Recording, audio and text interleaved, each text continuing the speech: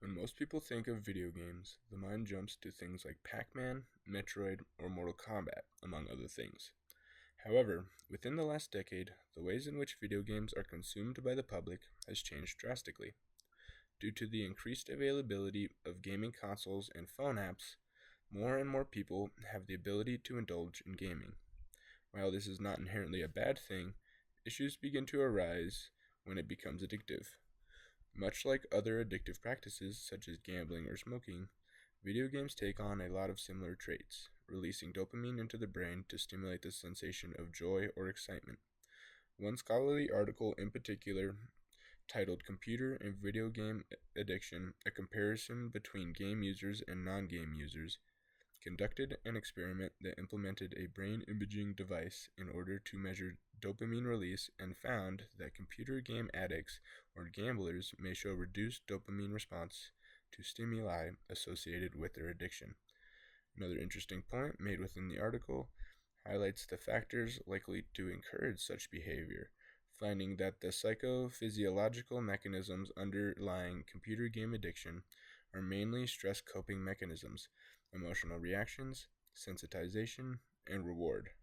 From the research I found while working on my social problems portfolio, a key theme was that was almost universal throughout each article was the idea that those living in dysfunctional environments, as well as those with mental illness, are far more likely to succumb to gaming addiction. Within another article titled Family, Media, and School-Related Risk Factors of Video Game Addiction, a 5-year longitudinal study was conducted, and it was found that students from single-parent families seem to be particularly at risk of gaming addiction, as are students with low experienced school well-being and with a weaker social integration in class. It's evident that in these cases, video games become a way for some to almost disassociate with reality and escape into a virtual world.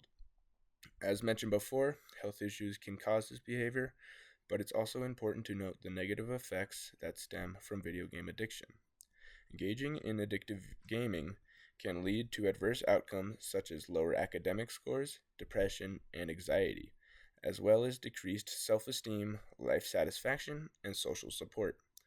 Another interesting aspect of this social issue that I discovered while doing my research was that gaming addiction affects one gender far more than the other. Interestingly enough, males are far more susceptible to gaming addiction. This is likely due to several reasons, such as traditional gender norms and roles. It's currently far more acceptable from a societal standpoint for males to participate in video games compared to women, where women are seen as nerdy or non-feminine if they participate in gaming. On top of that, the targeted audience is primarily males, opting to formulate advertisements that prey upon activities that are commonly perceived as masculine, such as fighting, racing, or shooting guns, among other things. The practice of predatory advertising has become commonplace within the gaming industry and has adapted to take on new and unique forms. One of the most prominent being the recent updates to handheld vapes, where screens were implemented into the device capable of running certain video games, as well as other phone apps. This combination creates an ultra-addictive device that takes advantage of users exploiting their weaknesses for profit. Another major development within the social issue would be the rise of popular streamers, YouTubers, and esports players. A very small fraction of people become successful through streaming video games, though those who are successful present their viewers with an unrealistic lifestyle that very few can achieve through similar means. Yet, this lifestyle is portrayed as achievable by anyone willing to put in the work, motivating thousands of people to dedicate their lives to this goal that will never truly provide for them.